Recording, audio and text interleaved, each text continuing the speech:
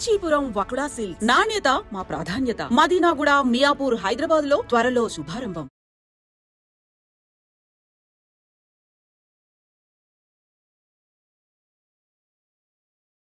నమస్కారం గురూజీ. నమస్కారం. గురూజీ, ఇంట్లో పెద్దవాళ్ళు చెప్తూ ఉంటారు, ఏ టైంలో పడితే ఆ టైంలో నోట్లోంచి మంచి చెడు ఏది పడితే అది అనొద్దురా, తదాస్తు దేవతలు తిరుగుతుంటారు, వాళ్ళు కనుక తదాస్తు అంటే అది జరిగిపోతుంది అని చెప్పి. నిజంగా అలా జరుగుతుందా గురువుగారు? తదాస్తు దేవతలు ఉన్నారా నిజంగా? తప్పకుండా. ముందుగా శ్రీ మహాగణపతి దేవతోభ్య నమః, లక్ష్మీ సరస్వతి దేవి అయి నమః. తదాస్తు దేవతలు ఖచ్చితంగా ఇప్పటికీ కలియుగంలో నడమాడుతూ ఉంటారు. ఇంకా వాళ్ళకి వేరే పని ఏమీ లేదు. మీరు మాట్లాడిన ప్రతి పదము కూడాను తదాస్తు తదాస్తు తదాస్తు అంటుంటారు. ఎక్కువ శాతము ఉదయాన 3 నుంచి 6 వరకు తదాస్తు దేవతలు నడమాడతారు. సాయంత్రం 5 నుండి 7 వరకు తదాస్తు దేవతలు నడమాడుతుంటారు. అందుకే మనం ఎప్పుడైతే కూడా ఉదయాన్నం పిల్లలు లేచేటప్పుడు లేదంటే ఎవరినైనా లేపేటప్పుడు తిట్టుకొని లేపకూడదు. తిట్టుకొని నువ్వు కొంత లెవరు, బద్దకస్తంగా లెవరు కాబట్టి మనం చిరాకు పడి కొట్టాలి, నేను చంపేస్తాను అది ఇదని ఏదో అంటే మనం హార్ట్ఫుల్గా అనము, ఆ ఒక రకమైన బాధతో కానీ వాడి తొందరగా లేవాలని మనం హర్ట్ చేస్తామండి. అప్పుడు ఆ టైంలో తదాస్తు చేస్తుంది. అది పోతే అట్టనే పోతావు కదరా, ఇంకా లేవవా, నిద్రపోతే అట్టను నిద్రను పోతావా, లేవవా అంటారు. అప్పుడు ఆ పిల్లవాడికి తదాస్తు అంటారు. అంటే ఆయన బయటికి తీసుకొని బండి బయటికి వెళ్ళాడు అనుకుంటే ఏదైనా యాక్సిడెంట్ అయిపోతారు. అందుకే నిద్రపోయే వాళ్ళని లేచేటప్పుడు ఎటువంటి బూతులు మాట్లాడవద్దు. వాళ్ళని లేపే విధానం వేరుగా ఉంటుంది. అది కొంతమంది నీళ్లు చల్లుతారు.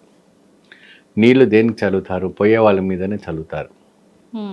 నీళ్ళు కూడా వాళ్ళ మీద చల్లకూడదు. వాళ్ళకి నిదానంగా వెళ్ళేసి చేయి పెట్టి లేపాలి.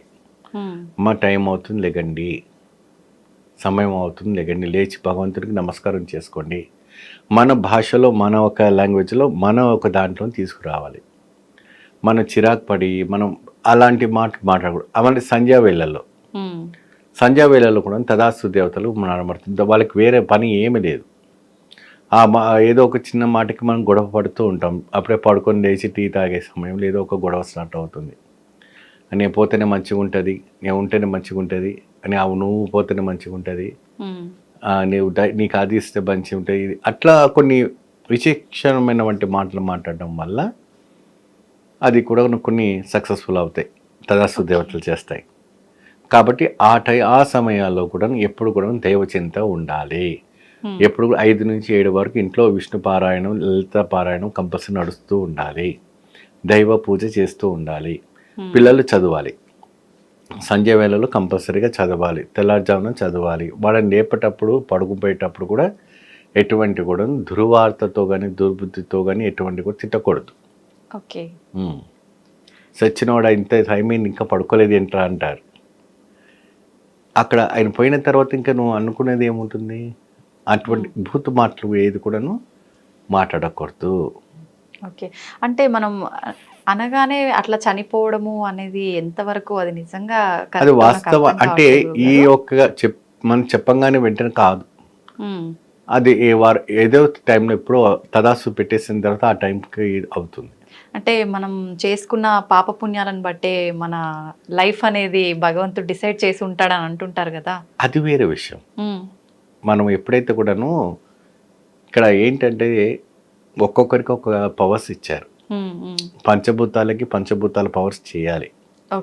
సూర్యుడు పని చేయాలి, చంద్రుడు పని చేయాలి, వాయు పని చేయాలి, జలం పని చేయాలి. ఏమండి, నవగ్రహాలకు సంబంధించిన వంటిది వాళ్ళు చేయాలి. రాహు, కేతువు, మరి శని, బుధ గ్రహాలు, అన్ని గ్రహాలు ఉంటాయి, 9 గ్రహాలు. ఏమ్మా, వారు అంత సమయం ఇది చేయాలి. సో ఆ వర్క్ చేసేటంలో తదాస్తు దేవతలకు ఏంటయ్యా అంటే, ఎవరైనా వేదం చదువుతున్న టైంలో యజ్ఞం చేసేటప్పుడు తదాస్తు అంటుంటారు. ఆ యజ్ఞం శుభం జరుగుతుంది. Okay. మనం విష్ణు పారాయణం దేవి పారాయణం చేసేటప్పుడు వాళ్ళకి తదాస్తు తదాస్తు అంటారు. అంటే ప్రపంచంలో అంతా కూడా వాళ్ళు చేసేది వేరే పనే లేదు, వాళ్ళు తదాస్తు అంటుంటారు. అందుకే శుభం పలకండి, శుభం పలకండి. ఎప్పుడైనా కూడా మీరు ఫోన్లో హలో అనే కన్నా ఓం నమ శివాయ అని చెప్పినా సరే, జయ శ్రీరామ అని చెప్పినా సరే, శ్రీమాత్రే నమః అని చెప్పినా సరే, శ్రీ లలితాంబిక అని చెప్పినా సరే, శ్రీ మహాలక్ష్మి అని అంటే ఎఫెక్ట్ మనకి పాజిటివ్ ఎనర్జీగా ఉంటుంది.